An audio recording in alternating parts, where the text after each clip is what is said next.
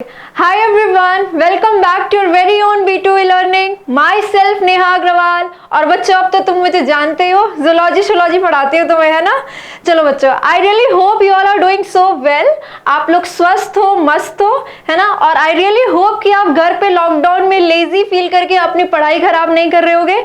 बच्चों stay concentrated, stay focused, stay motivated, ठीक है। एनर्जी डाउन नहीं जानी चाहिए, ठीक है। चलिए आज अपन स्टार्ट करने वाले बेटा ह्यूमन फिजियोलॉजी का एक बहुत ही important chapter, that is breathing and exchange of gases. So let's start with the breathing and exchange of gases chapter. क्या करते हैं बेटा, सांस लेने में अपन ऑक्सीजन अंदर लेते हैं, और ऑक्सीजन की इंपॉर्टेंस तो तुमको इस टाइम पे पता चली गई है, बहुत ज्यादा, है ना। तो बच्चों सांस लेने की जरूरत क्या है, पहले तो ये पता चले। अपन सांस ही क्यों लेते हैं, ऑक्सीजन का काम क्या है बॉडी में, पहले तो यही पता होना चाहिए हमको। तो बच्चों तुमको पता है, तुमने खाना खाया, ये रहा तुम्हारा इंटेस्टाइन में तुम्हारा खाना डाइजेस्ट होके बनता है ग्लूकोज। इस ग्लूकोज का तुम क्या करते हो, इस ग्लूकोज को तुम ब्लड में पहुंचा देते हो। ब्लड में ये ग्लूकोज बेटा चले जाता है ब्लड में, क्योंकि आपको बताया था ना, आपका ब्लड ट्रेन का काम करता है। जिस सामान को जहां जाना है वहां पहुंचा देगा, बैठ जाओ आप उसके स्टेशन पे, वो उतर जाएगा, ठीक है। तो ग्लूकोज को तुमने ब्लड में पहुंचा दिया। ऐसे बेटा तुमने सांस भी लिए, ये रहे तुम्हारे लंग्स, है ना। लंग्स में तुमने पहुंचा दी है ऑक्सीजन, ये रही ऑक्सीजन, ये तुमने लंग्स में पहुंचा दी। लंग्स से कहां पे गई ऑक्सीजन, बेटा ये ऑक्सीजन भी आ गई है तुम्हारे ब्लड के अंदर। ये ऑक्सीजन पहुंच चुकी है तुम्हारे ब्लड के अंदर।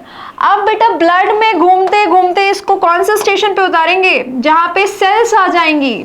सेल्स को चाहिए ये ग्लूकोज और ऑक्सीजन, तो ब्लड से घूमते घूमते ये ग्लूकोज पहुंचेगा सेल के अंदर, और ब्लड से ही घूमते घूमते ये ऑक्सीजन पहुंचेगा सेल के अंदर।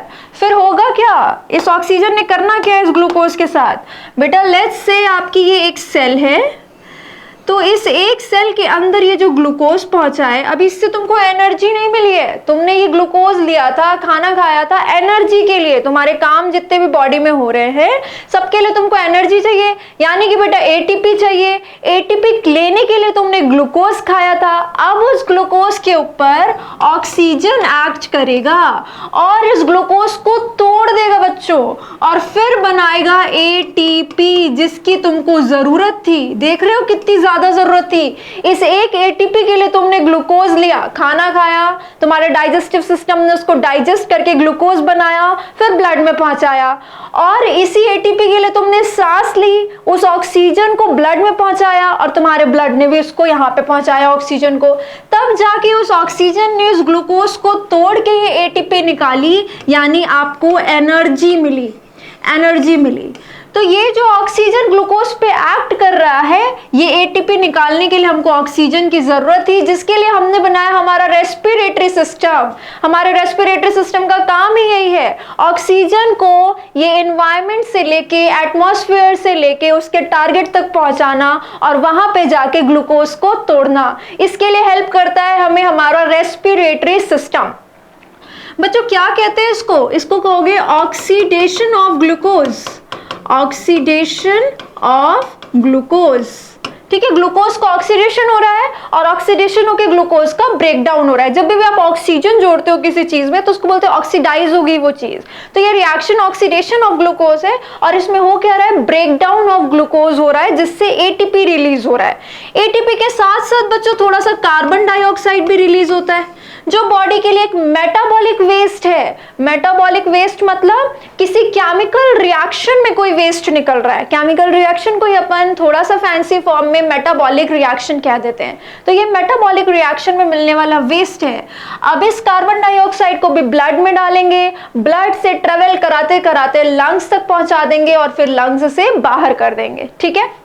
तो लंग्स ने दो काम किए, एक तो ऑक्सीजन अंदर, कार्बन डाइऑक्साइड बाहर। और यहीं पे आता है बेटा ब्रीदिंग और रेस्पिरेशन का डिफरेंस। इन जनरल तो हम कह देते हैं ब्रीदिंग और रेस्पिरेशन एक ही चीज है, बट एक्चुअल में ब्रीदिंग और रेस्पिरेशन में डिफरेंस है। क्या डिफरेंस है बेटा? ये जो ऊपर काम हो रहा है, मतलब ऑक्सीजन का अंदर आना और कार्बन डाइऑक्साइड का बाहर जाना, बेटा दिस इज सिंपली ब्रीदिंग, सांस लेना, ये है ब्रीदिंग। ऑक्सीजन का अंदर जाना, इनहेलेशन होना, इंस्पायरेशन होना, और कार्बन डाइऑक्साइड का बाहर आना, एक्सहेलेशन होना, एक्सपायरेशन होना। This is called as breathing. जबकि रेस्पिरेशन क्या है बच्चों, ये जो सेल के लेवल पे हो रहा है, ये सेल के लेवल पे आके जब आप ग्लूकोज को ऑक्सीजन के प्रेजेंस में तोड़ते हो तो इसको कहते हैं रेस्पायरेशन। दिस इज ब्रीदिंग, सांस लेना, और दिस इज रेस्पायरेशन, जो ऑक्सीजन आके अपना काम कर रहा है, एक सेल के लेवल पे कर रहा है, इसीलिए अपन इसी को सेल्यूलर रेस्पिरेशन भी कह देते हैं, सेल्यूलर रेस्पिरेशन भी कह देते हैं। So respiration is breakdown of glucose, oxidation of glucose to release ATP, that is the energy currency of our cell, and in this process carbon dioxide is also released as a metabolic waste. अब वो carbon dioxide को भी हम travel कराते कराते यहाँ लाके बाहर कर देंगे, और ये जो सिंपली काम हो रहा है ब्रीदिंग कहलाता है। ऑक्सीजन अंदर, कार्बन डाइऑक्साइड बाहर। So I really hope you are clear with the terms breathing and respiration. This is breathing, श्वसन करना, और this is respiration, break down of glucose. ठीक है, चलिए अब स्टार्ट करते हैं बेटा कि ह्यूमन रेस्पिरेटरी सिस्टम किन चीजों का बना हुआ है। तो जब भी अपन अपने रेस्पिरेटरी सिस्टम की बात करते हैं तो अपन लंग्स की बात करते हैं कि अपने पास लंग्स हैं, है ना। तो ये लंग्स कहाँ है बच्चों, ये लो, ये बना देते हैं अपन चंपक लाल की बॉडी, और आपको पता है बॉडी के अंदर अपन रखते हैं एक पहले खाली ड्रम, और इस खाली ड्रम को हम कहते हैं सीलोम। तो ये बना दिया हमने इसकी बॉडी के अंदर सीलोम, ठीक है।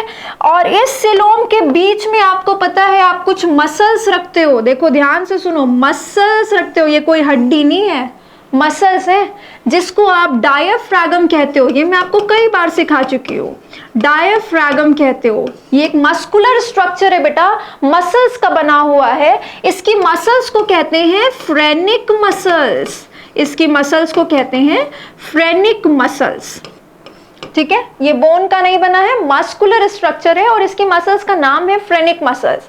अब बेटा ये डायफ्रागम रखने की वजह से ये जो ऊपर तुमको कैविटी दिख रही है ना, ये ऊपर वाली, इसको कहते हैं बेटा थोरैसिक कैविटी। एक ऊपर कैविटी बन गई, खाली जगह बन गई, जिसका नाम हमने रख दिया थोरैसिक कैविटी। इसी थोरैसिक कैविटी के अंदर रखा है तुम्हारा लंग्स। ये लो, ये रखे 2 लंग्स, ठीक है बेटा। लंग्स के यहाँ पे थोरैसिक कैविटी में बीच में तो हार्ट भी रखा हुआ है। ये इधर आपका हृदय है, जो कि थोड़ा सा लेफ्ट साइड को झुका हुआ है, तिरछा है बेटा, आपको पता है ना।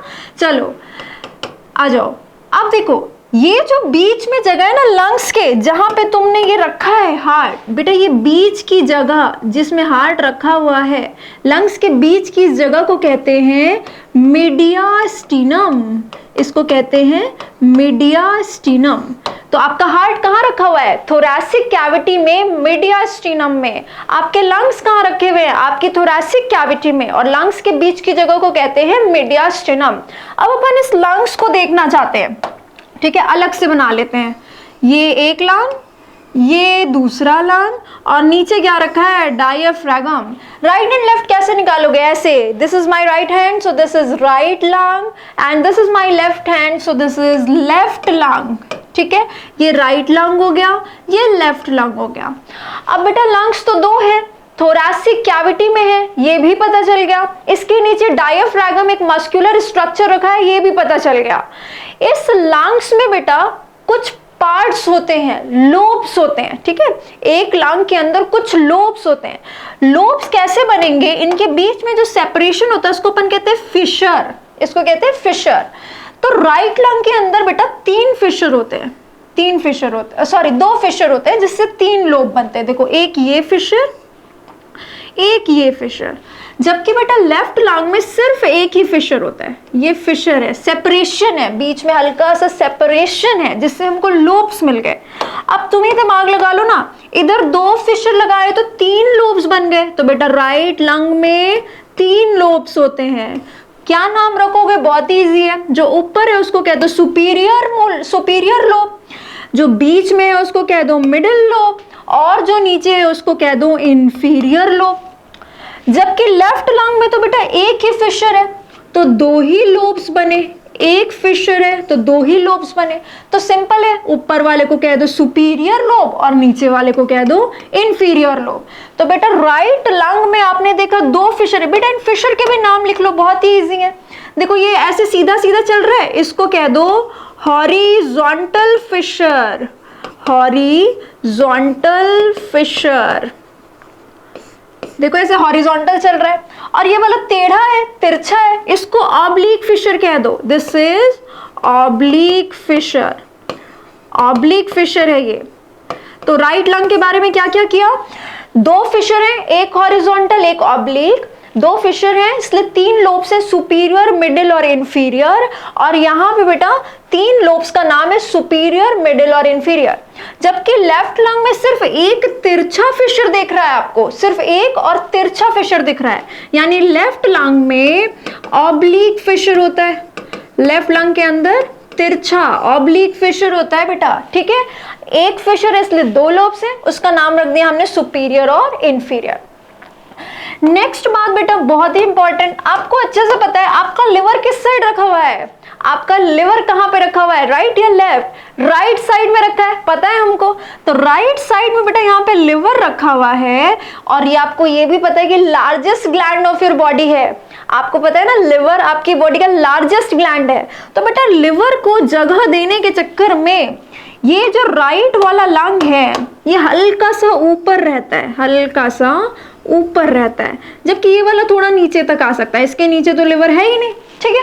तो वाइडर पूछे तो किसको बताओगे, राइट लंग को, शॉर्टर पूछे तो किसको बताओगे, राइट लंग को। लेकिन बेटा भारी भी राइट लंग ही होता है, थोड़ा थोड़ा सा सुनते चलो, राइट साइड में लिवर है नीचे इसलिए थोड़ा ऊपर चला गया, मतलब चौड़ा हो गया, मतलब वाइडर है, वाइडर है, शॉर्टर है, बट बेटा भारी होता है ये और उससे हल्का सा हल्का होता है ये, ठीक है। अब इधर आए बेटा तो यहाँ पे हमने क्या रखा है, हार्ट रखा है ऐसे तिरछा, पता है ना, हार्ट लेफ्ट साइड टिल्टेड होता है बेटा, हार्ट लेफ्ट साइड पे होता है। अच्छा लेफ्ट साइड पे है इसलिए यहाँ पे एक नॉच बना हुआ है बेटा, हमने लेफ्ट लंग में एक नॉच दिया है, एक जगह दी है जिसके अंदर हार्ट को घुसाया हुआ है।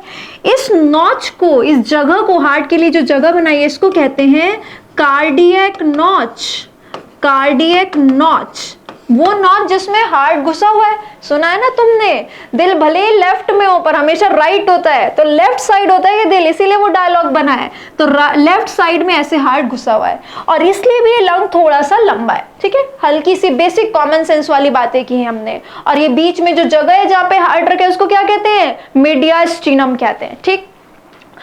अब बेटा करते हैं कि ये लंग्स के ऊपर कवरिंग क्या है, इस लंग के ऊपर कवरिंग क्या है। बेटा इस लंग के ऊपर हमने देखा इस लंग के ऊपर दो कवर चढ़ा हुआ है, एक ये कवर हो गया और एक और कवर चढ़ा हुआ है। लंग के अंदर जो भी सामान था उसके ऊपर दो कवर चढ़ा हुआ है। बेटा इसको क्या कहते हैं, प्लूरल मेम्ब्रेन कहते हैं, इन कवर्स को प्लूरल मेम्ब्रेन्स कहते हैं। अच्छा कितनी प्लूरल मेम्ब्रेन्स दिख रहा है तुमको साफ साफ, दो प्लूरल मेम्ब्रेन्स है, ठीक है। बाहर के लिए क्या टर्म यूज करते हो, पेरीफेरी, पेरीफेरी मतलब जो बाहर है, तो पैराइटल प्लूरा कह दो इसको, बाहर वाले को क्या बोलोगे, पैराइटल प्लूरा, पैराइटल प्लूरा। और अंदर वाले को क्या कहोगे, अंदर के लिए, इंटरनल के लिए तुम कौन सी टर्म यूज करते हो, विसरल, विसरल मतलब इंटरनल। तो ये जो अंदर प्लूरा है बेटा this is visceral pleura, visceral pleura. So our lungs have two pleural membranes, दो मेम्ब्रेन्स हैं, बाहर वाली को हमने कहा पैराइटल प्लूरा, अंदर वाली को कहा विसरल प्लूरा। बेटा इन दो प्लूरा के बीच में जो जगह है, ये जगह, इसको क्या कहते हैं, this space is called as pleural cavity, pleural cavity कहते हैं। और इस कैविटी में क्या भरा हुआ है बेटा, एक तरल पदार्थ भरा है, एक फ्लूइड भरा हुआ है, that is called as pleural fluid, pleural fluid. क्या करता है बच्चे ये फ्लूइड, क्या काम है, जब हम सांस लेते हैं ऐसे लंग्स बाहर अंदर हो रहा है तो दो मेम्ब्रेन्स के बीच में फ्रिक्शन को कम करता है, रगड़ को कम करता है। So it reduces friction, it reduces friction, दो मेम्ब्रेन्स के बीच में फ्रिक्शन को रिड्यूस करता है at the time of inhalation and exhalation. ठीक है, ये बात हमको समझ में आ गई किसके बारे में, लंग्स के बारे में।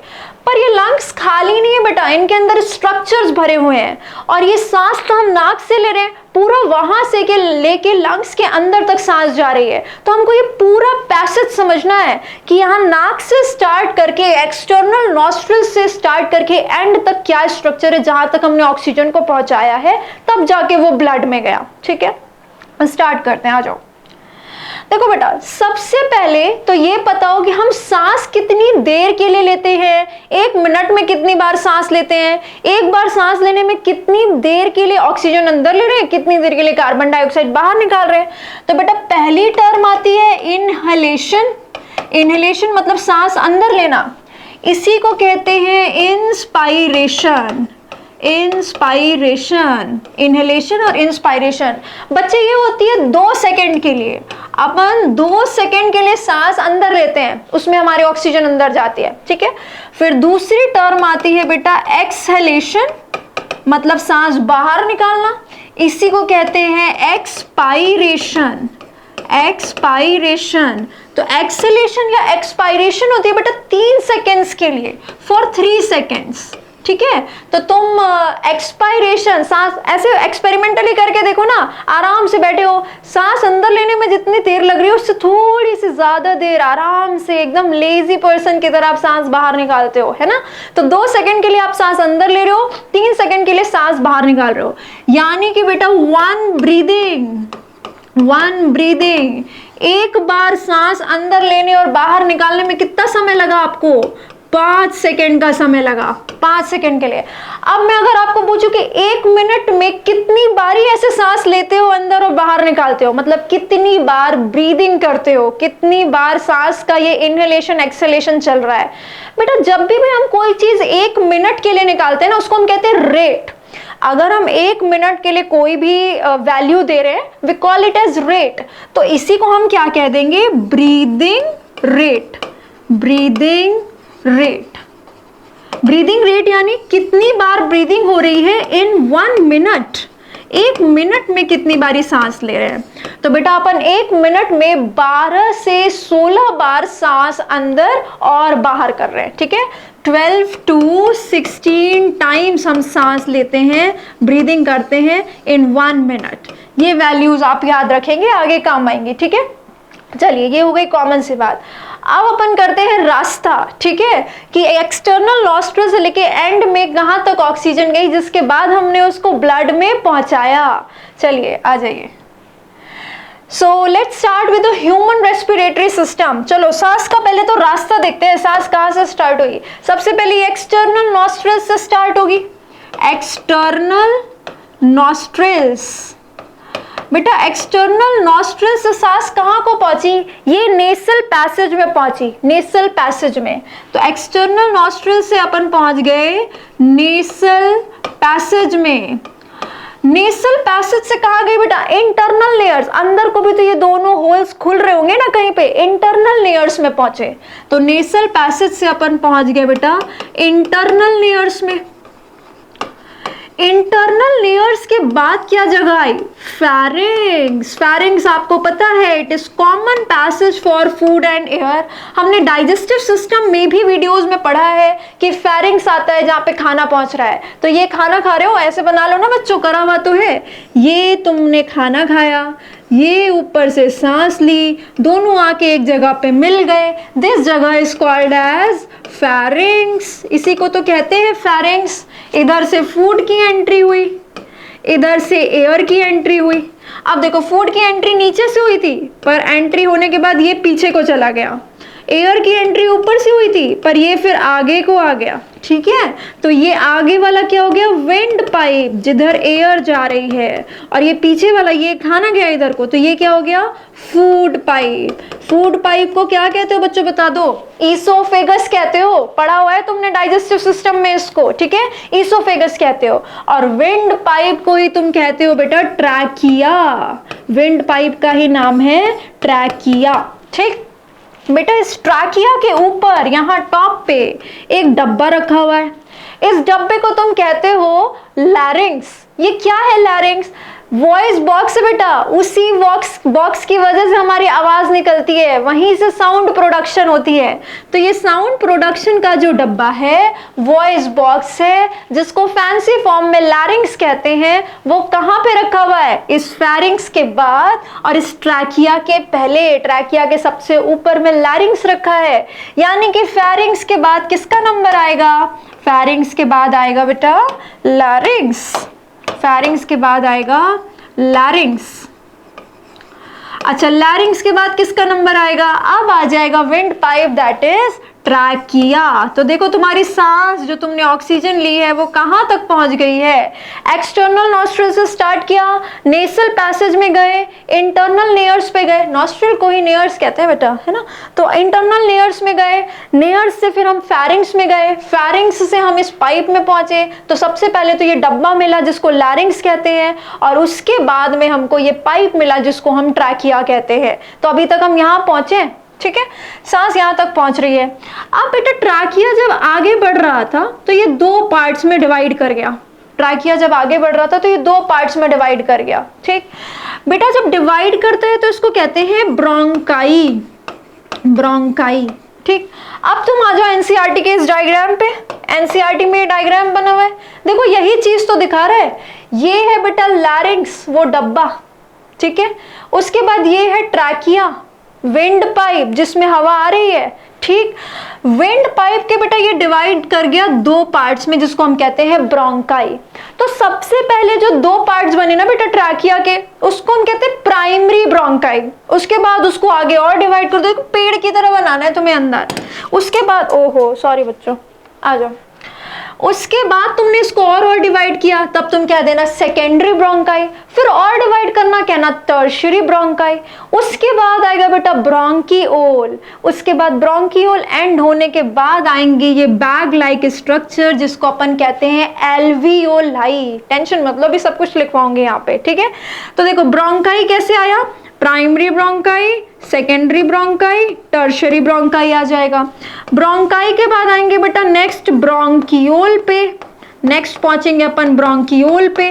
देखो ब्रोंकियोल में भी ऐसे ही होता है, प्राइमरी ब्रोंकियोल, फिर बनेगा और डिवाइड होके सेकेंडरी ब्रोंकियोल, फिर और डिवाइड होके टर्शियरी ब्रोंकियोल। लास्ट के ब्रोंकियोल को तुम टर्मिनल ब्रोंकियोल कह दो ना, टर्मिनल मतलब एंड, तो एंड वाले ब्रोंकियोल को टर्मिनल ब्रोंकियोल भी कह सकते हो। एकदम स्टार्टिंग वाले जो ब्रोंकियोल है प्राइमरी ब्रोंकियोल जैसे, उसको इनिशियल ब्रोंकियोल कह दो। तो कहीं क्वेश्चन में इनिशियल ब्रोंकियोल या टर्मिनल ब्रोंकियोल लिखा हो तो घबराना नहीं है, अपन ने ब्रोंकियोल को भी बार बार डिवाइड करके प्राइमरी, सेकेंडरी, टर्शियरी बनाया है। तो स्टार्टिंग वालों को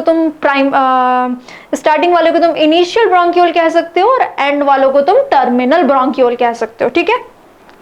तो अपन ब्रोंकियोल पे पहुंच गए। ब्रोंकियोल के बाद तुमको लगाना है बेटा ये बैग लाइक स्ट्रक्चर। देख लो कितने सारे ऐसे छोटे छोटे bag like, sac like structure लगे हुए हैं एक लंग के अंदर। इन्हीं से तो लंग्स बनता है। तो लंग्स के अंदर क्या क्या है? ब्रोंकाई है, प्राइमरी, सेकेंडरी, टर्शियरी। ब्रोंकियोल है, इनिशियल वाले, प्राइमरी, सेकेंडरी, टर्शियरी, टर्मिनल, कोई भी ब्रोंकियोल हो सब उसके अंदर होगा। फिर एल्वियोलाई आएगी। बेटा ये जो एल्वियोलाई है ये छोटे छोटे अपने ही डक्ट से लगी होती है, मतलब ऐसे लगी होती है। ऐसे एक छोटी सी डक्ट होगी, फिर एल्वियोलाई, छोटी सी डक्ट होगी, फिर एल्वियोलाई। इसको कहते हैं बेटा एल्वियोलर डक्ट। तो इसके बाद आ जाएगा नंबर एल्वियोलर डक्ट का, और एल्वियोलर डक्ट के बाद अपन पहुंच जाएंगे एल्वियोलाई में, अपन पहुंच जाएंगे एल्वियोलाई में, ठीक है? So this is the passage which is followed. अब अपन आगे करते हैं। देखो ये स्ट्रक्चर में भी तुमको क्लियर है। आज जो स्ट्रक्चर एनसीईआरटी का स्ट्रक्चर करते हैं, थोड़ा सा एनसीईआरटी का स्ट्रक्चर और पढ़ते हैं। ये बेटा लैरिंग्स के, ये लैरिंग्स हो गया। लैरिंग्स के साथ साथ लिखो दिस इज वॉइस बॉक्स। ये बेटा वॉइस बॉक्स है, लैरिंग्स is voice box. Voice box में ऐसा क्या है कि आवाज निकलती है बेटा, इसके अंदर वोकल कॉर्ड्स हैं, वोकल कॉर्ड्स हैं। आपको पता है ना पढ़ाई करते वक्त आपको एक तो कॉपी लेके बैठनी है नोट्स बनाने के लिए, एक अपनी एनसीईआरटी लेके बैठनी है। तो एनसीईआरटी में साथ साथ लिखते जाइए, जो जो बोल रही हूँ वहीं पे मेंशन करते जाइए, ठीक है? वॉइस बॉक्स के अंदर बेटा वोकल कॉर्ड्स होते हैं। बेटा इसके अंदर दो तरह के वोकल कॉर्ड्स होते हैं, घबराएंगे नहीं, थोड़ा थोड़ा एक्स्ट्रा हमको पढ़ना है। ट्रू वोकल कॉर्ड्स और फॉल्स वोकल कॉर्ड्स। तो नाम से ही तो पता चल रहा है किससे आवाज आएगी तुम्हारी, ट्रू वोकल कॉर्ड से, ट्रू वोकल कॉर्ड से आवाज आती है बेटा। ट्रू वोकल कॉर्ड्स वाइब्रेट करती है एक दूसरे पे, इनके वाइब्रेशन से आवाज निकलती है, वॉइस प्रोड्यूस होती है। तो लैरिंग्स है बेटा, लैरिंग्स ये डब्बा रखा है किसके ऊपर, ट्रैकिया के टॉप पे, विंड पाइप के टॉप पे, फेरिंग्स के बाद, ठीक है। ये लैरिंग्स बेटा वॉइस बॉक्स कहलाता है, वॉइस प्रोड्यूस करता है, साउंड प्रोड्यूस करता है। ये लैरिंग्स, एक दूसरी इंपॉर्टेंट बात, सिर्फ और सिर्फ कार्टिलेज का बना हुआ है। It is made up of only cartilage. इतना कुछ लिख रहे हैं यार लैरिंग्स के बारे में, अच्छे से ही लिख लेते हैं। आ जाओ, ये डायग्राम हटाती हूँ बेटा, ये आपको सिर्फ समझाने के लिए था। आ जाओ, लैरिंग्स के बारे में कुछ चीजें लिखते हैं अपन। ओह, एक मिनट,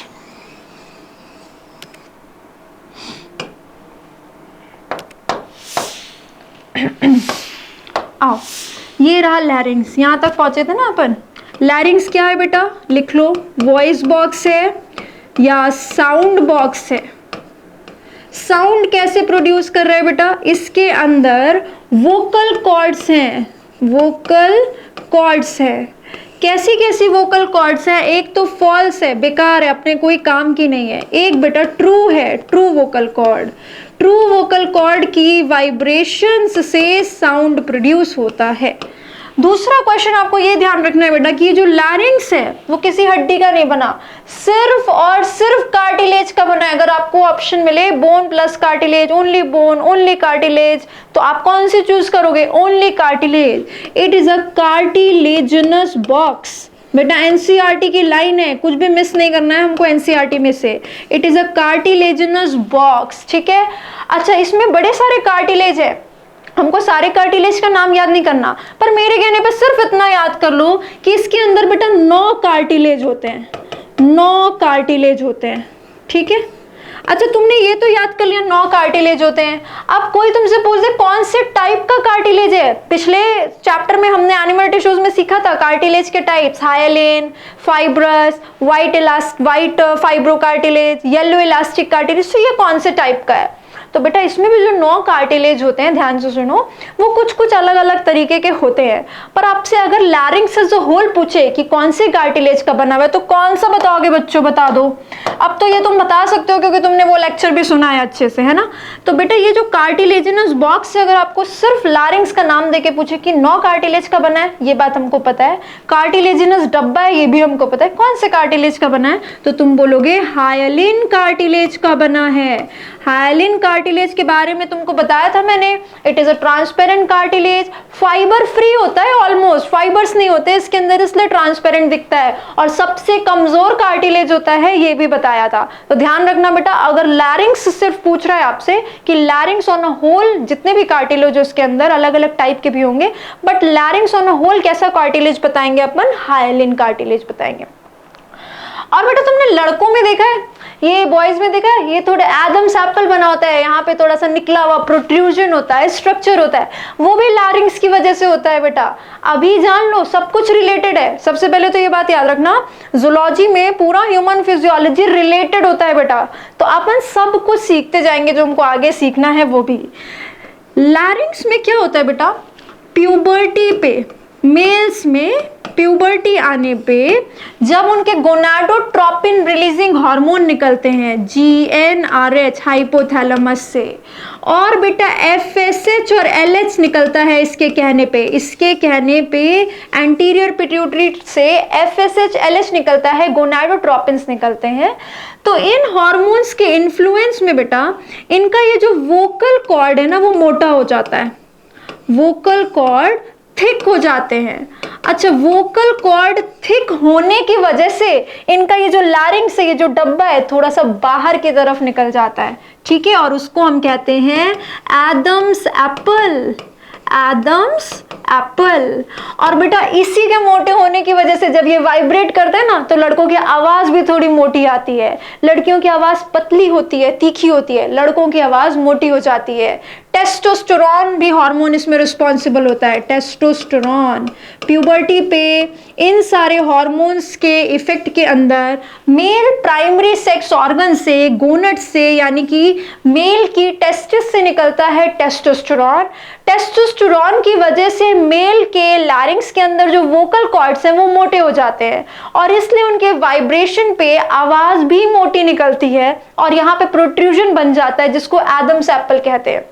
अच्छा, एक और बात, आवाज मोटी होने पे क्या बोलोगे, पिच ज्यादा हो गया या कम हो गया? पिच मतलब होता है तीखापन, तो लड़कियों की आवाज तीखी होती है, लड़कों की आवाज कम तीखी होती है, मोटी होती है, यानी पिच बेटा कम हो जाता है इनकी आवाज का। लड़कों की आवाज का पिच कम हो जाता है, लो पिच वॉइस। पिच कम मतलब तीखापन कम, क्योंकि आवाज मोटी हो गई है। और एक लास्ट बात बस याद कर लो, यहीं पे सारे क्वेश्चंस है बेटा, कुछ एक्स्ट्रा नहीं है, सारे क्वेश्चंस हैं बेटा। कब सांस अंदर लेते वक्त ये वाइब्रेशंस होती हैं वोकल कॉर्ड्स में, या सांस बाहर निकालते वक्त? आवाज कब निकलती है? तो आवाज निकलती है बेटा ड्यूरिंग, ये जो वाइब्रेशंस होती हैं वो होती हैं ड्यूरिंग एक्सपायरेशन, ड्यूरिंग एक्सपायरेशन। बाहर हवा निकालते टाइम हम बोल पाते हैं, ठीक है। जब अभी मैं बोल रही हूं तो मैं सांस को बाहर फेंक रही हूं, एक्सपायरेशन के टाइम पे वो जो मेरे लैरिंग्स के अंदर वोकल कॉर्ड्स हैं वो आपस में वाइब्रेट करके आवाज निकाल रहे हैं, ठीक है। तो इतनी बातें ध्यान रखेंगे अबाउट द लैरिंग्स। अब आ जाओ नेक्स्ट करते हैं बेटा, ये जो बीच में फेरिंग्स है इसके बाद छोटी सी बात लिखेंगे। जो फेरिंग्स है that is the common passage for food and air, you know that. बेटा इसके भी 3 पार्ट्स होते हैं। कैसे 3 पार्ट बनाओगे? ऐसे है ना, फेरिंग्स इधर से ऊपर से तो सांस आई थी और नीचे से खाना आया था, ठीक है। तो ये वाला एरिया बेटा कहलाता है नेजोफेरिंग्स, ये जहाँ पे खाना आ रहा है वो कहलाता है ओरोफेरिंग्स, और ये जो अब लैरिंग्स में खुलने वाला है ये कहलाता है लैरिंजोफेरिंग्स। तो बस इसी को अपन लाइन से लिख लेंगे। फेरिंग्स का पहला पार्ट बेटा नेजोफेरिंग्स, फिर आता है ओरोफेरिंग्स और फिर आता है लैरिंजोफेरिंग्स। नाम से ही पता चल रहा है, जो नेजल कैविटी जहां पे खुलेगी that is nasopharynx, oral cavity यानी बकल कैविटी जहां पे खुलेगी, खाना जहां पे एंटर करेगा दैट इज ओरोफेरिंग्स, और फिर उसके नेक्स्ट वाला पार्ट क्या हो जाएगा? लैरिंजोफेरिंग्स, जो लैरिंग्स में खुलने वाला है। बेटा कॉमन सेंस वाली बात बताओ, ये तो तुम बता दोगे बहुत इजीली कि फेरिंग्स के कितने पार्ट है, तो 3 पार्ट है मैम, पता तो चल रहा है। कोई तुमसे पूछे नेजोफेरिंग्स में किस चीज की एंट्री होती है, फूड की, एयर की या दोनों की? तो तुम बोलोगे मैम सिर्फ एयर की, कहां से आपको फूड दिखाई दे रहा है? तो मैं मान गई सिर्फ एयर की एंट्री होगी, सबसे ऊपर है। अब मैं पूछ रही हूँ ओरोफेरिंग्स में क्या क्या एंटर करेगा बेटा? सिर्फ फूड, सिर्फ एयर या दोनों? देख के बताओ। ये रहा, यहाँ पे तो नेजोफेरिंग्स जस्ट खुल रहा था, तो खाना यहाँ से आगे नीचे आएगा, ऊपर तो नहीं जाएगा। पर बेटा अब हम ओरोफेरिंग्स की बात करें, यहाँ पे क्या होगा? यहाँ पे बच्चे खाना भी आ रहा है और हवा भी आ रही है, और लैरिंजोफेरिंग्स में तो दोनों आ ही रहे हैं। तो ओरोफेरिंग्स और लैरिंजोफेरिंग्स दोनों में ही बेटा फूड प्लस एयर दोनों होंगे, ठीक है। फूड प्लस एयर दोनों होंगे। सिर्फ नेजोफेरिंग्स में सिर्फ और सिर्फ एयर है, बाकी ओरो में एंट्री तो जगह तो वो है जहाँ पे आपका बकल कैविटी खुल रहा है, पर वहां पे बेटा एयर भी आ रहा है, तो फूड प्लस एयर दोनों है। बस हमने उस पार्ट को अलग से इंपॉर्टेंस दे दी कि वहां पे भाई ओरल कैविटी खुल रही है, तो हमने नाम रख दिया ओरोफेरिंग्स, ठीक है। इतनी बात I really hope it is clear. अब our next very important thing, ये इसके ऊपर क्या रखा है? ढक्कन जैसा एपिग्लॉटिस नाम लिखा है जिसका। अब तुम थोड़े चाहते हो तुमने जो खाना खाया, ये खाना इसके अंदर चला जाए, विंड पाइप के अंदर, इसके अंदर तो हमको हवा को लेके जाना है। तो बेटा इसीलिए हमने इस लैरिंग्स के ऊपर एक ढक्कन रख दिया, एक फ्लैप रख दिया। जब भी आप खाना खाते हो उस टाइम पे वो खाना आपकी विंड पाइप में ना चले जाए। ये आगे आपकी विंड पाइप है, इसके पीछे आपकी ईसोफेगस है। तो खाना जब आपने खाया, जब आप फूड स्वेलो करते हो, निगलते हो, उस टाइम पे वो खाना फूड पाइप में ना, सॉरी विंड पाइप में ना एंटर कर जाए, इसी के लिए हमने इस विंड पाइप के ऊपर एक ढक्कन रखा हुआ है। उस ढक्कन का नाम है एपिग्लॉटिस। अगली इंपॉर्टेंट बात जो तुम ही मुझे बता सकते हो, तुमने एनिमल टिश्यूज पूरा पढ़ा हुआ है लेक्चर्स में, है ना। एपिग्लॉटिस किस चीज का बना है? कार्टिलेज का बना है, सबको पता है। तो ठीक है, ये बता दो फिर कौन से कार्टिलेज का बना है? एपिग्लॉटिस। एपिग्लॉटिस हमने सीखा था बेटा एनिमल टिश्यूज में, इलास्टिक कार्टिलेज का बना है। इलास्टिक कार्टिलेज का बना है एपिग्लॉटिस, ठीक है। इलास्टिक कार्टिलेज का थिन फ्लैप है, किसके ऊपर? इसके ऊपर, विंड पाइप के ऊपर। और विंड पाइप की इस ओपनिंग को बेटा, ओपनिंग को कहते हैं ग्लॉटिस। विंड पाइप की ओपनिंग को कहते हैं ग्लॉटिस। तो ग्लॉटिस के ऊपर रखा हुआ है एपिग्लॉटिस। ये ग्लॉटिस है, इसके ऊपर रखा है एपिग्लॉटिस। ये पूरी पाइप है, इसकी ओपनिंग को कहते हैं ग्लॉटिस, और इसके ऊपर जो फ्लैप रखा है दैट इज इलास्टिक कार्टिलेज का बना हुआ एपिग्लॉटिस, ठीक है। तो चलो अभी अपन क्या सीख लिया? External nostrils, nasal passage, internal layers और नॉस्ट्रिल्स, फिर पहुंचे फेरिंग्स में जिसके 3 पार्ट्स होते हैं, किसमें क्या पहुंचता है पता चल गया। फेरिंग्स के बाद लैरिंग्स में जा रहे थे तो उसकी ओपनिंग को कहते हैं ग्लॉटिस, जिसके बीच में ऊपर वहां पे रखा हुआ था एपिग्लॉटिस, ढक्कन रखा हुआ था ताकि खाना एंटर ना कर जाए। इसीलिए तो जब आप खाते टाइम बोलते हो तो आपको मना किया जाता है उस टाइम मत बोलो, क्योंकि खाना जब आप बोलोगे तो आपको लैरिंग्स का यूज करना है। लैरिंग्स तभी काम करेगा जब हवा बाहर आएगी, मतलब उसको खुला रहना पड़ेगा, और खाना खा रहे हो तो खाना अंदर जा रहा है। तो अगर ये लैरिंग्स खुला हुआ है बेटा, ये पाइप खुली हुई है, ठीक है, तुम्हें बोलना है तो ये पाइप खुली रहेगी, तभी तो हवा बाहर निकलेगी और तुम बोलोगे। और उसी टाइम तुम खाना खा रहे हो, निगल रहे हो, तो वो हो सकता है इसमें चला जाए, और इसीलिए एकदम से गला चोक कर जाता है। फटाफट से हम खाते हैं, हमें धांस चढ़ती है, गला चोक करने लगता है, क्योंकि खाना इसमें जाने लगता है, ठीक है। तो फटाफट से ढक्कन बंद हो जाता है, ओके। चल, और उसके बाद हम कहाँ पहुंच गए? लैरिंग्स। लैरिंग्स के बारे में ये सारा कुछ आपने ध्यान रखना है। फिर हम पहुंचे ट्रैकिया में, that is the wind pipe. अब देखो ट्रैकिया में तुमको क्या क्या बातें ध्यान रखनी है। एक नई स्लाइड ले लेते हैं, आ जाओ। ये रे बेटा ट्रैकिया, ठीक है, विंड पाइप चल रही है, जिसके टॉप पे तुमने रखा था लैरिंग्स, और इसकी ओपनिंग को कहते थे ग्लॉटिस, जिसके ऊपर रखा था ढक्कन एपिग्लॉटिस। अब ट्रैकिया की बात करते हैं बेटा। सबसे पहली बात एनसीईआरटी ने आपको लिख के दिया, ये ट्रैकिया 2 पार्ट्स में यानी कि प्राइमरी ब्रोंक्यूल में डिवाइड कब करती है? पहली इंपॉर्टेंट बात, मिड थोरैसिक कैविटी में। थोरैसिक कैविटी का जब बीच बीच का हिस्सा आ जाता है उस टाइम पे ये 2 पार्ट्स में डिवाइड करती है। कैसे? ये देख लो, यहाँ पे आ जाओ स्ट्रक्चर में, ये किया था ना अभी हमने। ये देखो, ये थोरैसिक कैविटी है, उसका लगभग मिड ये है, तो ये जब ट्रैकिया यहाँ से आ रही होगी तो यहाँ पे लगभग डिवाइड करेगी 2 प्राइमरी ब्रोंकाई में, मिड थोरैसिक कैविटी में। ठीक है मैम, पता चल गया, मिड थोरैसिक कैविटी में डिवाइड करेगी। दूसरी इंपॉर्टेंट बात जो आपकी एनसीईआरटी ने लिखी हुई है बेटा, ये किस लेवल पे डिवाइड करती है? पीछे आपकी वर्टिब्रा है ना, तो वर्टिब्रल कॉलम के सीध में आगे आओगे तो जब डिवीजन हो रही है तो वो पीछे वर्टिब्रा कौन सा है? 5th thoracic vertebra. 5th thoracic vertebra, जहां पे ये बेटा आगे डिवाइड कर रही है 2 में, उसके सीध में पीछे चले जाएंगे तो हमको थोरैसिक वर्टिब्रा मिलेगा 5th नंबर वाला। आपको पता है 26 वर्टिब्रा है आपके वर्टिब्रल कॉलम में, जिसका फॉर्मूला होता है C7T5, सॉरी अरे बेटा हाँ, T12 L5 C1 S1। गड़बड़ हो गया मामला, गलत लिख दिया बेटा, माफ कर दो।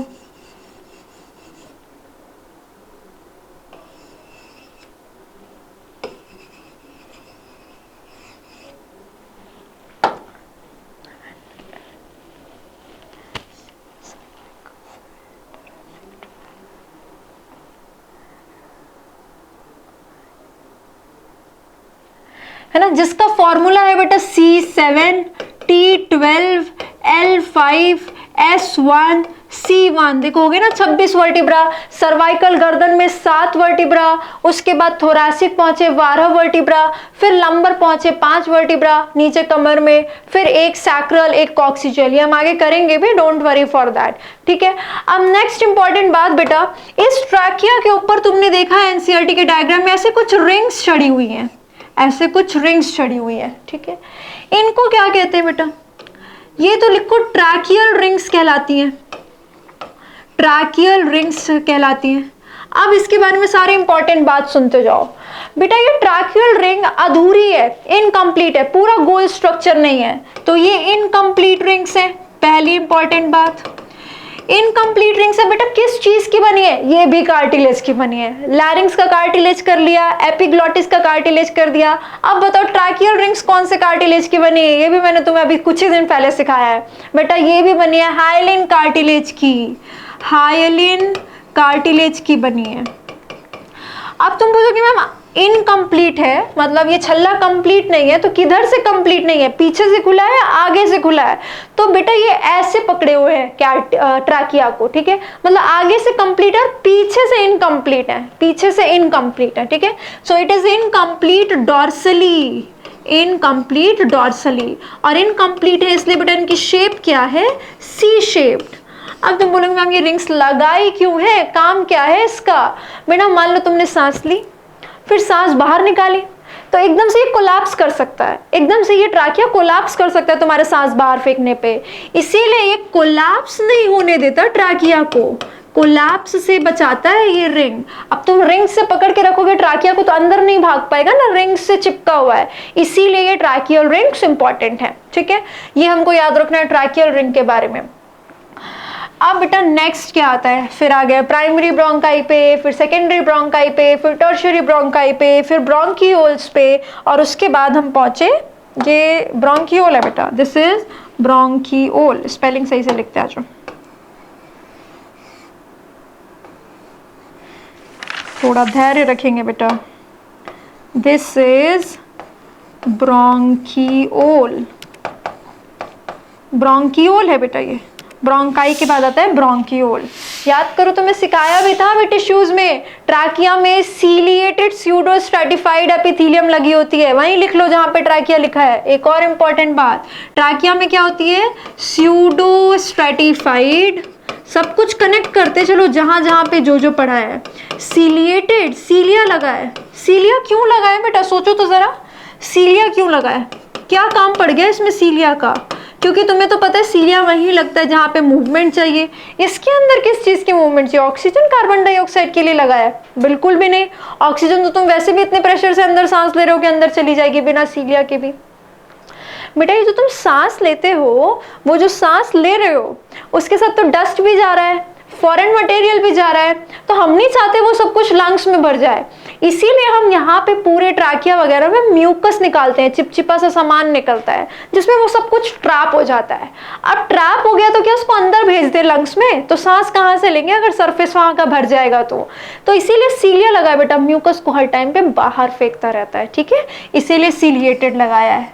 सीलिएटेड ट्रैकिया हो गया, उसके बाद हम ब्रोंकाई में आए थे, ब्रोंकाई और ब्रोंकियोल में तुमने सीखा है कौन सा एपिथेलियम होता है, कॉलमनार सीलिएटेड एपिथेलियम होता है, और लास्ट की ब्रोंकियोल में, टर्मिनल ब्रोंकियोल्स में कौन सा एपिथेलियम होता है, cuboidal epithelium, cuboidal ciliated epithelium होता है, ठीक है। चलो तो ट्रैकिया हो गया बेटा, फिर डिवाइड कर करके प्राइमरी सेकेंडरी टर्शियरी ब्रोंकाई होगा, फिर ब्रोंकियोल्स आएंगे, फिर अपन पहुंच जाएंगे एल्वियोलाई पे, जो कि लगा हुआ है एक एल्वियोलर डक्ट से। अब मेरी कुछ इंपॉर्टेंट बात सुनो जिससे क्वेश्चन पूछे जाते हैं। आज सबसे पहली इंपॉर्टेंट बात बेटा, ये सीलिया कहां से कहां तक लगा है। दूसरी इंपॉर्टेंट बात, ये ट्रैकियल रिंग्स कहां से कहां तक लगी हैं, ट्रैकियल रिंग्स कहां से कहां तक लगी हैं। तीसरी बात, कंडक्टिंग सिस्टम और रेस्पिरेटरी सिस्टम क्या होता है, एक्सचेंज सिस्टम क्या होता है। सीलिया तो देखो बेटा तुमको सिखाया हुआ है मैंने, ट्रैकिया से लगना स्टार्ट होता है और पूरा टर्मिनल ब्रोंकियोल तक लगा होता है, टर्मिनल ब्रोंकियोल तक, एंड के ब्रोंकियोल तक ट्रैकिया लगा हुआ है, तो ये एक बात क्लियर हो गई तुम्हें।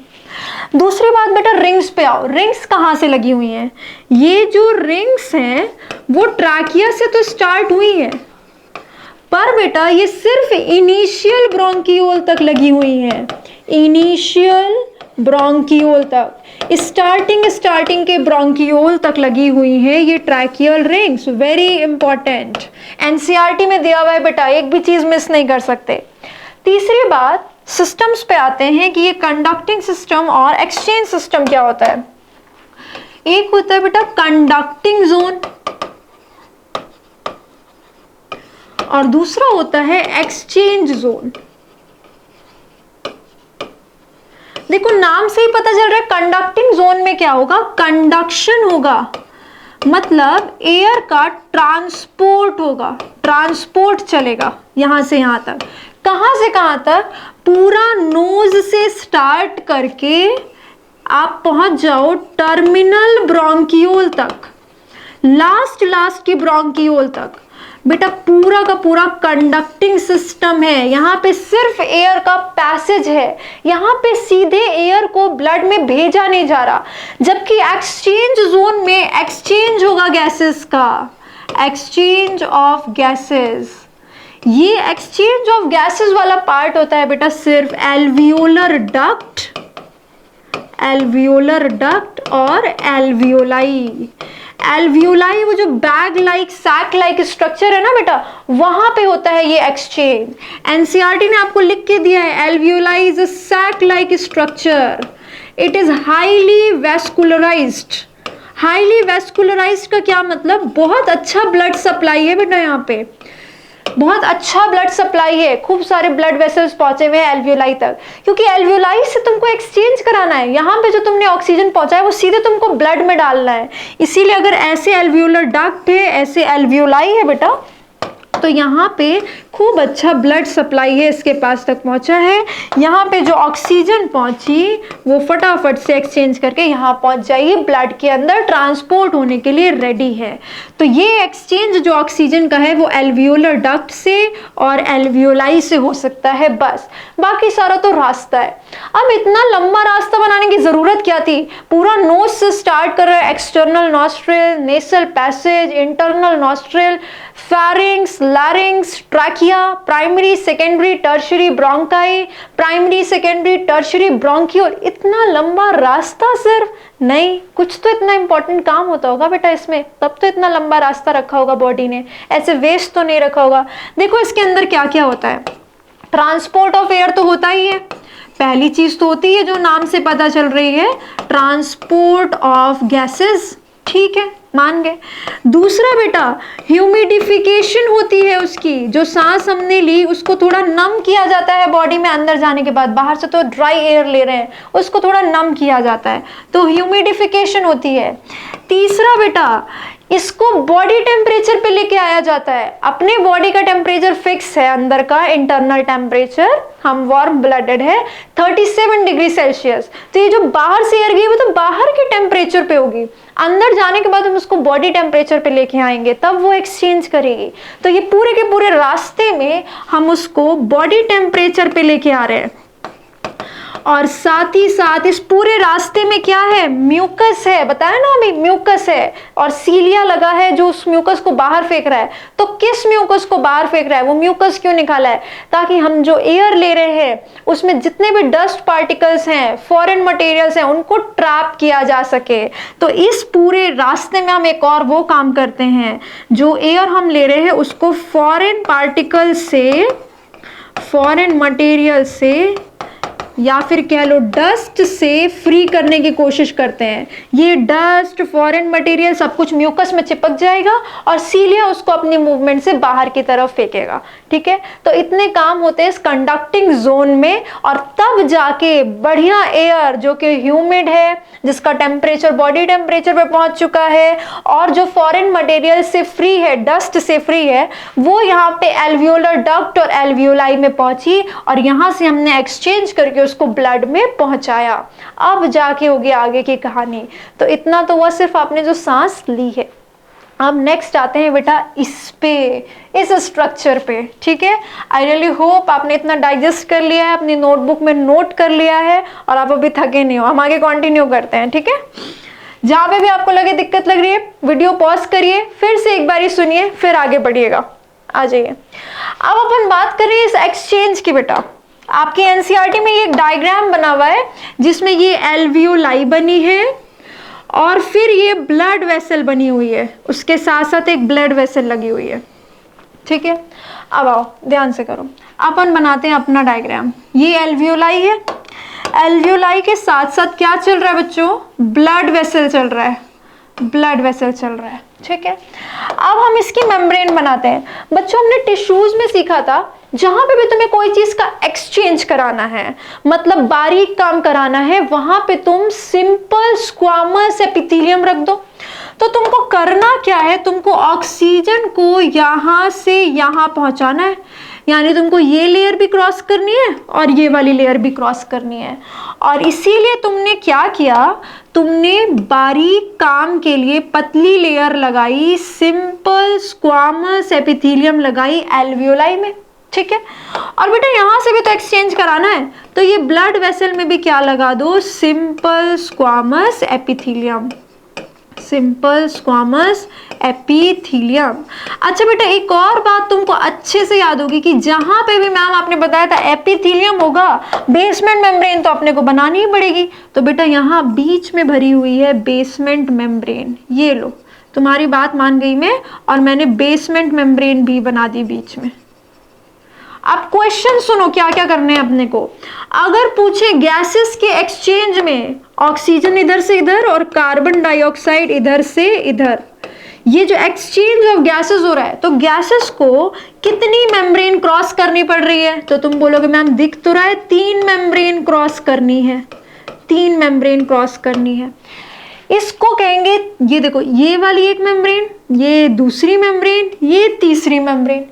अब नाम लिख लो इनके, ये क्या है, simple squamous epithelium of alveoli, alveoli का सिंपल स्क्वामस एपिथेलियम है। ये बीच में क्या है बेटा, ग्रीन कलर से, ये है बेटा बेसमेंट मेम्ब्रेन। अच्छा बेसमेंट मेम्ब्रेन के बारे में याद करो, बेसमेंट मेम्ब्रेन कैसी होती है, ए सेलुलर होती है, सेल की नहीं बनी हुई है, ए सेलुलर है, ठीक है, नॉन सेलुलर है। और ये तीसरा क्या हो गया बेटा, ये वाली लेयर कौन सी हो गई, simple squamous epithelium of blood capillary, capillary पहुंची हुई है ये। अच्छा बेटा तुमको ये भी सिखाया था कि जहां जहां पे ब्लड छूता है उस सिंपल स्क्वामस एपिथेलियम को हम क्या कहते हैं, एंडोथेलियम। तो ये क्या है, endothelium of blood capillary, endothelium of blood vessel. यही चीजें एनसीईआरटी ने भी मेंशन करी हैं। ये ब्लड कैपिलरी है, तो ये वाली जो लेयर चल रही है बेटा, ये एंडोथेलियम है। यहाँ को तुम एंडोथेलियम नहीं कह सकते, यहाँ थोड़े ब्लड छू रहा है, तो यहाँ को सिर्फ सिंपल स्क्वामस एपिथेलियम कहो, और जहां पे ब्लड छू रहा है, इसके अंदर ब्लड चल रहा है, उस सिंपल स्क्वामस एपिथेलियम को हम स्पेशल नाम देते हैं एंडोथेलियम। तो ये तीनों मिलके हो गया मेम्ब्रेन, जिससे ऑक्सीजन या कार्बन डाइऑक्साइड को क्रॉस करना है, और इन तीनों को मिला के हम क्या कहते हैं, diffusion membrane, diffusion membrane. Diffusion membrane नाम क्यों रखा बेटा, क्योंकि जो गैसेस का एक्सचेंज होने वाला है, ऑक्सीजन का और कार्बन डाइऑक्साइड का, वो डिफ्यूजन के प्रोसेस से होने वाला है। तो डिफ्यूजन मेम्ब्रेन में कितनी लेयर्स हैं, 3 मेम्ब्रेन्स हैं। कौन कौन सी, एल्वियोलाई की सिंपल स्क्वामस, बीच में बेसमेंट मेम्ब्रेन, और ब्लड वेसल की एंडोथेलियम यानी ब्लड वेसल की सिंपल स्क्वामस एपिथेलियम। अब क्वेश्चन बता दो, एक क्वेश्चन लिख लो फटाफट से, क्वेश्चन बता दो। अगर तुमको क्वेश्चन पूछा जाए, how many cellular barriers are present in diffusion membrane। चलो बच्चों जल्दी जल्दी बता दो कितने सेलुलर बैरियर्स हैं। चलो सेलुलर बैरियर्स पूछे जा रहे, क्वेश्चन ध्यान से पढ़ेंगे और आपको आंसर मिल भी गया होगा अब तक बहुत आराम से कि मैम मेम्ब्रेन तो 3 है, पर अगर आपने बोला सेलुलर मेम्ब्रेन पूछ रहे हो आप, तो बीच वाला तो ए सेलुलर है, ये तो सेल का नहीं बना हुआ, नॉन सेलुलर है। तो सेलुलर मेम्ब्रेन कितनी हो जाएगी, 2 मेम्ब्रेन, टोटल 3 मेम्ब्रेन, और उसमें से सेलुलर बैरियर कितने हैं, 2। और बेटा इस पूरे डिफ्यूजन मेम्ब्रेन की मोटाई it is less than 1 millimetre, less than 1 millimetre, ठीक है। एनसीईआरटी की लाइन है ये, एक भी चीज एनसीईआरटी की मिस नहीं करेंगे, सब कुछ कवर कर रहे हैं अपन एनसीईआरटी से, ठीक है बेटा। तो अपन नेक्स्ट क्लास में अभी स्टार्ट करेंगे मैकेनिज्म ऑफ ब्रीदिंग से।